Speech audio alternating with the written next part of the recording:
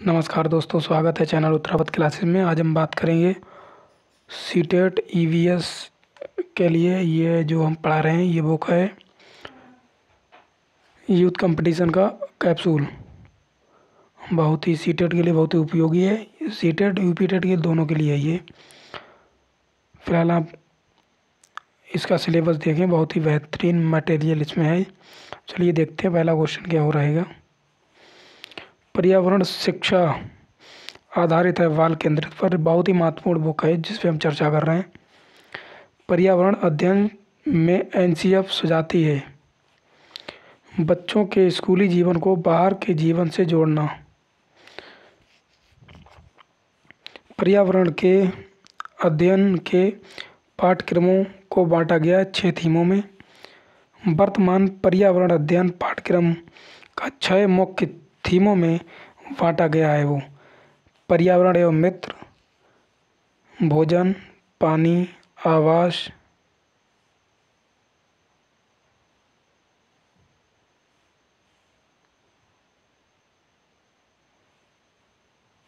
यात्रा, हम चीज़ें कैसे बनाते हैं।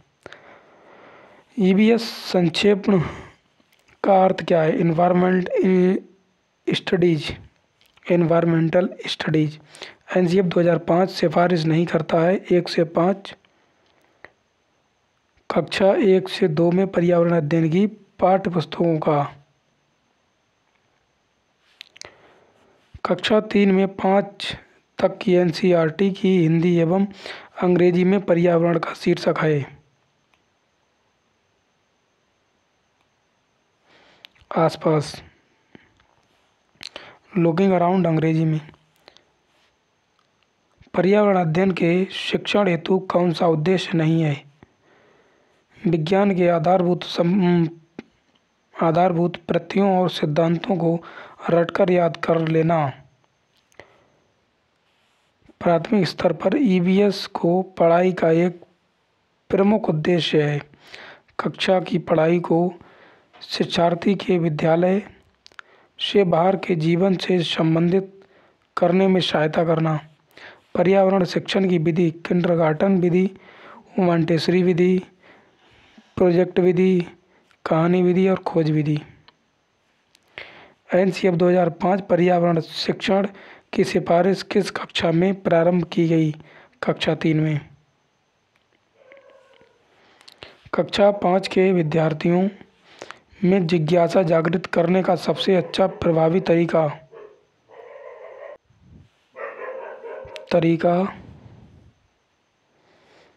गहन जांच परख और कल्पना परख प्रश्न पूछना।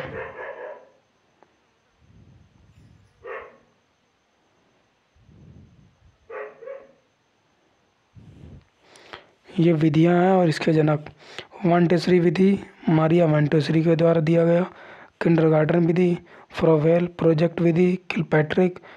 अन्वेषण एवं खोज विधि प्रो ई आर्मस्ट्रॉन्ग।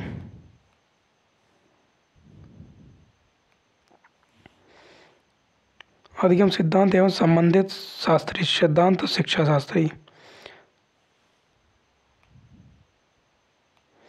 संबंधवाद का सिद्धांत थॉर्नडाइक। क्रिया परिशोध अनुबंधन का सिद्धांत स्किनर। प्रवलन का सिद्धांत हल। अंतर्दृष्टि अधिगम सिद्धांत वर्दीमर, कोलर और कोफका। सामाजिक अधिगम सिद्धांत अल्बर्ट बंडूरा के द्वारा। क्लासिक अनुबंधन सिद्धांत पावलोव के द्वारा।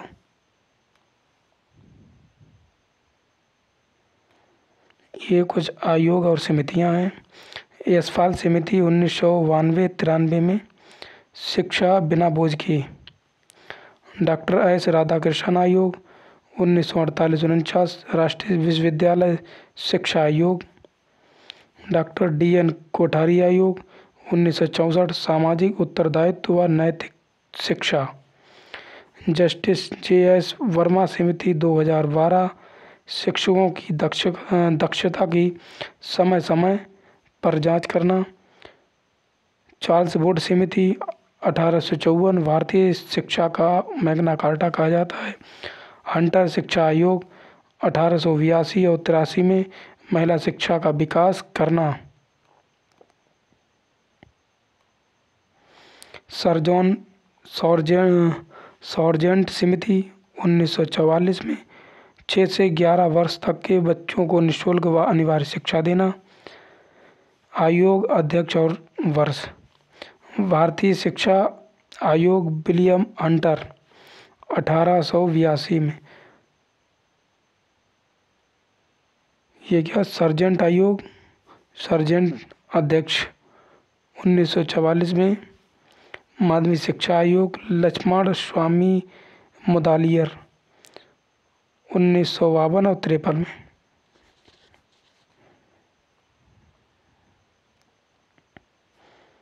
ऑपरेशन ब्लैक बोर्ड 1987 और 88 में स्टार्ट किया गया। राष्ट्रीय साक्षरता मिशन 1988 में। सर्व शिक्षा अभियान 2001।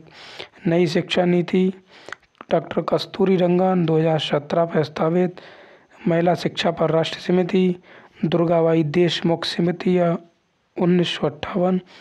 पर्यावरण अध्ययन के संदर्भ में बोझ के बिना सीखना क्या बताता है? अवबोध का भार कम करने की जरूरत। सीटेट 2018 का क्वेश्चन। प्राथमिक स्तर पर शिक्षण की खेल विधि आधारित है। शिक्षण विधि के सिद्धांत पर शिक्षक की सबसे बहुमूल्य निधि है छात्रों का विश्वास। प्रयोजन विधि के 6 मुख्य सोपान। स्थिति प्रदान करना, प्रोजेक्ट का चयन करना, प्रोजेक्ट बनाना, योजना का क्रियान्वयन, मूल्यांकन तथा रिकॉर्ड रखना। पर्यावरण अध्ययन पाठ्यक्रम के 6 मुख्य थीम हैं। परिवार एवं मित्र, भोजन पानी, आवास, यात्रा, हम चीज कैसे बनाते हैं, इन चीज़ों में थीम। भाषा सुबोधित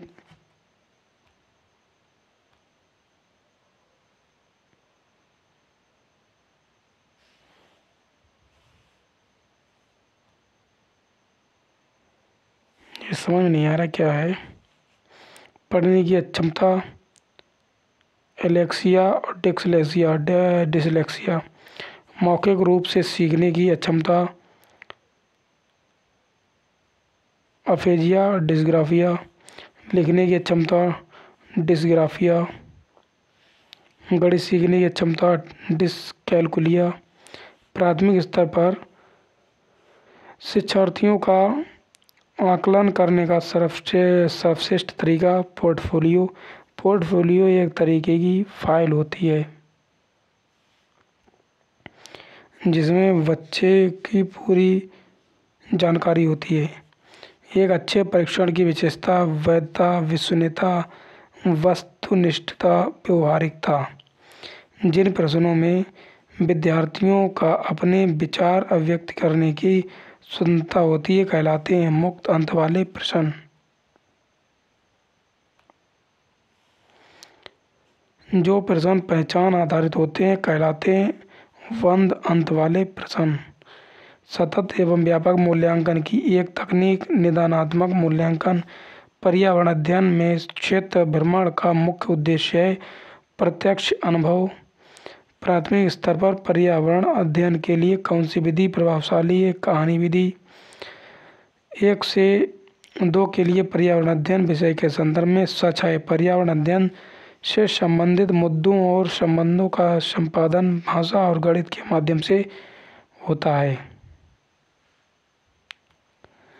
पर्यावरण अध्ययन में बच्चों को जोड़ने की सबसे प्रभावशाली युक्ति है किस्से और कहानी। पर्यावरण अध्ययन में आकलन के लिए संकेतक नहीं होना चाहिए। याद करना, पर्यावरण अध्ययन की प्रकृति है एकीकृत। ईबीएस की कक्षा में गतिविधियां हैं चित्र खींचना, फील्ड भ्रमण, श्यामपट्ट का उपयोग करना। ब्लूम के अनुसार शिक्षण के उद्देश्य हैं ज्ञानात्मक उद्देश्य, भावात्मक उद्देश्य और क्रियात्मक उद्देश्य। शिक्षा का पर्याय है पढ़ना। शिक्षण होता है सुनियोजित।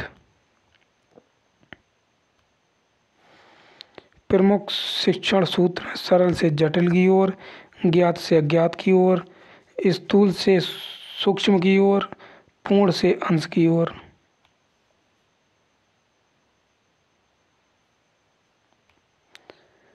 अनिश्चित अनिश्चित से निश्चित की ओर, प्रत्यक्ष से अप्रत्यक्ष की ओर, विशिष्ट से सामान्य की ओर, विश्लेषण से संश्लेषण की ओर, मनोवैज्ञानिक से तर्क संगत की ओर और अनुभूत से युक्ति तर्कपूर्ण की ओर, आगमन विधि से विशिष्ट से सामान्य की ओर, पर्यटन विधि से, ये क्या समझ नहीं आ रहा क्या लिखा हुआ है, पर्यटन विधि से भाव में विकास होता है, निरीक्षण एवं, चलिए आगे देखते हैं। संप्रेषण क्या है? शाब्दिक संप्रेषण, मौखिक संप्रेषण, लिखित संप्रेषण और अशाब्दिक संप्रेषण। शिक्षण की नवीन विधियां हैं, बाल केंद्रित हैं, क्रिया गतिविधि आधारित शिक्षण है, रुचिपूर्ण आनंददायक शिक्षण है, सहभागी शिक्षण है, दक्षता आधारित शिक्षण है, उपचारात्मक शिक्षण है, बहुकक्षा शिक्षण है, टोली शिक्षण है। परीक्षा दृष्टि, निःशुल्क व अनिवार्य शिक्षा का मौलिक अधिकार, अनुच्छेद 21 का में है। एमडीएम की शुरुआत 15 अगस्त 1905 लगभग। भारत का पहला खुला विश्वविद्यालय, आंध्र प्रदेश खुला विश्वविद्यालय। एनसीईआरटी की स्थापना, एमसीक्यू परीक्षा की सिफारिश मुतालिर आयोग, यूजीसी की स्थापना, साफ नहीं आ रहा है। पर्यावरण और पर्यावरणीय चुनौतियों के बारे में जागरूकता और संवेदनशीलता। पर्यावरणीय चुनौतियों के बारे में समझ और जानकारी, पर्यावरण के संबंध में चिंता की प्रवृत्ति और पर्यावरण की गुणवत्ता बनाए रखने की सहायता, पर्यावरण समस्याओं को दूर करने की कुशलता, मौजूदा ज्ञान और पर्यावरण से संबंधित कार्यक्रमों के अभ्यास में भागीदारी। प्राथमिक कक्षाओं में ईवीएस पाठचर्या में अपने आसपास की जानकारी को खोजने के अवसर प्रदान करने वाला होना चाहिए। ईवीएस में किसी अच्छे गृह कार्य को मुख्यतः किस पर केंद्रित होना चाहिए? विस्तृत अध्ययन के लिए चुनौतियों का उत्तेजना। प्राथमिक स्तर की ईवीएस पाठ्यपुस्तक में कविताएं और कहानियां विषय के अधिगम में आमोद प्रमोद प्रदान करने के लिए सम्मिलित। प्राथमिक स्तर पर ईवीएस की पढ़ाई का मुख्य उद्देश्य कक्षा की पढ़ाई को शिक्षार्थी के विद्यालय से बाहर के जीवन से संबंधित करने में सहायता करना। पर्यावरण अध्ययन में एक अच्छे दक्ष कार्य का मुख्य लक्ष्य अधिगम विचार को अवसर उपलब्ध कराना। ईवीएस कक्षा में सामाजिक समानताओं पर आधारित अधिक बल देने के लिए विद्यार्थियों से समूह परियोजनाओं का भार अपने ऊपर लेने के लिए कहने से अधिगम अधिक प्रभावित होता है।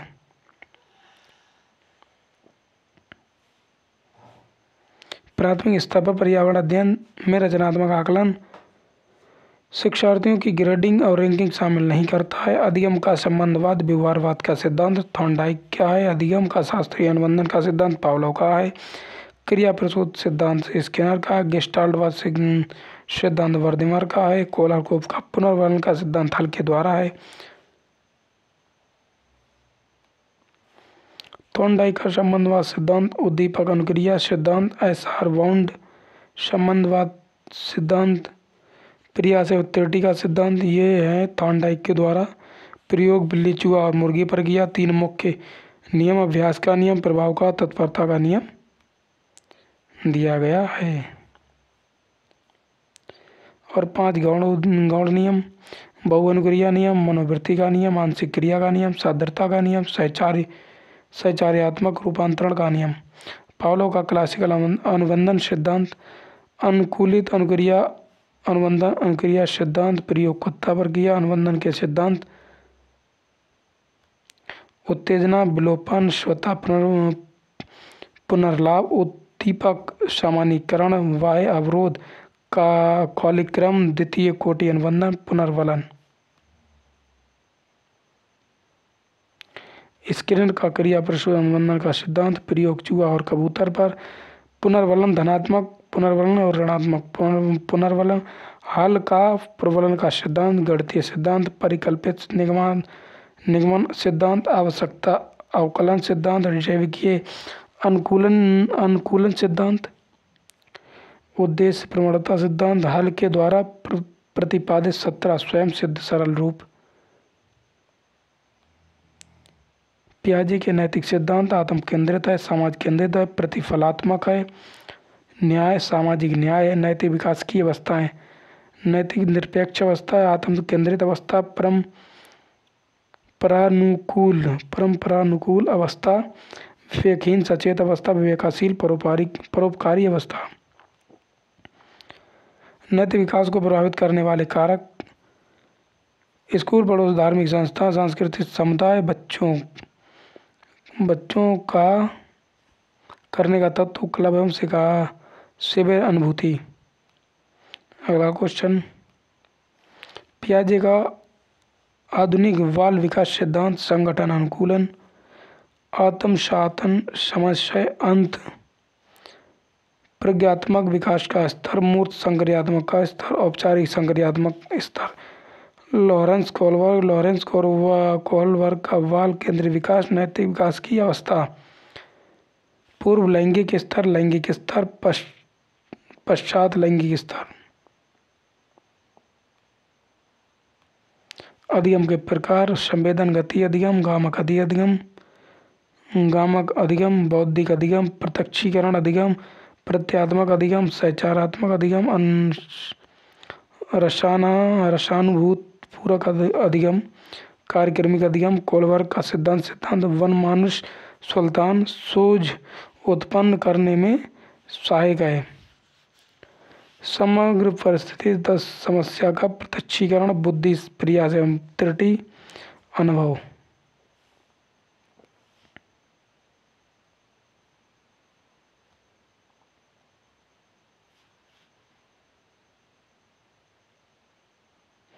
रोजर्स का अधिगम सिद्धांत, संज्ञानात्मक अधिगम, अनुभवात्मक अधिगम।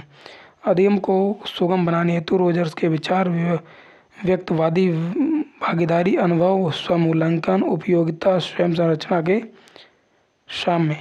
रोजर्स के अधिगम के मानवतावादी सिद्धांत, छात्र केंद्रित अधिगम, व्यक्तिगत विभिन्नताएं।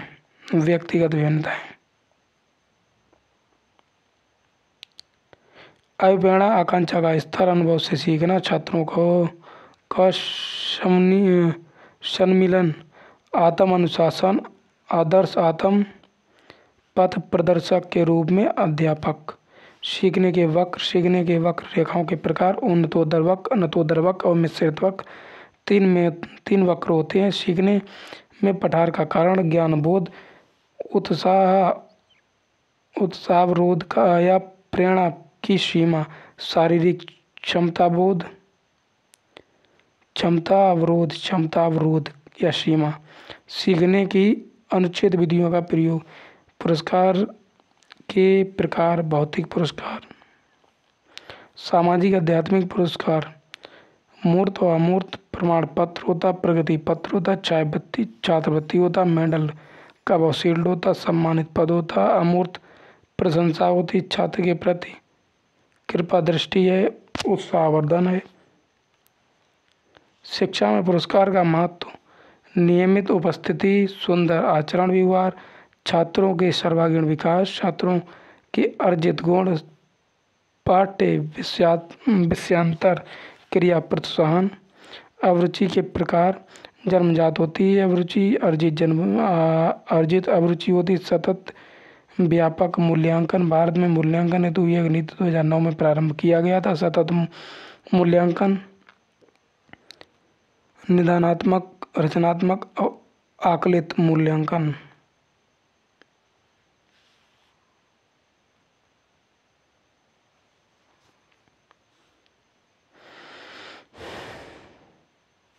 छात्रों की योग्यता, कुशलता, रुचि आदि का पता लगाना। शिक्षक, शिक्षण विधि, पाठ्यक्रम, अन्य शैक्षिक साधनों का मूल्यांकन करना। सतत मूल्यांकन को निरंतर मूल्यांकन भी कहते हैं। सतत मूल्यांकन के द्वारा केवल ज्ञानार्जन के शैक्षिक कौशल का ही मूल्यांकन किया जाता है। सतत मूल्यांकन में बालक या शैक्षणिक कौशलों की जांच प्रति माह किया जाता है। व्यापक मूल्यांकन विषय की व्यापकता, अवसरों की व्यापकता, तरीकों की व्यापकता, दायरे की व्यापकता। व्यापक मूल्यांकन क्या होता है? बच्चों के संज्ञानात्मक, भावनात्मक और कौशलात्मक सभी गुणों तथा विशेषताओं का मूल्यांकन सीखने और सिखाने के साथ चलता है। Formative learning. सतत एवं व्यापक मूल्यांकन की विधियाँ साक्षात्कार, इंटरव्यू, प्रश्नावली होता है, निरीक्षण विधि होती है, दैत्य कार्य होता है, पोर्टफोलियो होता, मूल्य निर्धारण मापनी के द्वारा होता है, परीक्षण होता। अच्छे परीक्षण की विशेषता वैधता होती, विश्वसनीयता होती, वस्तुनिष्ठता होती, व्यवहारिकता होती। पर्यावरण अध्ययन के 5 ई।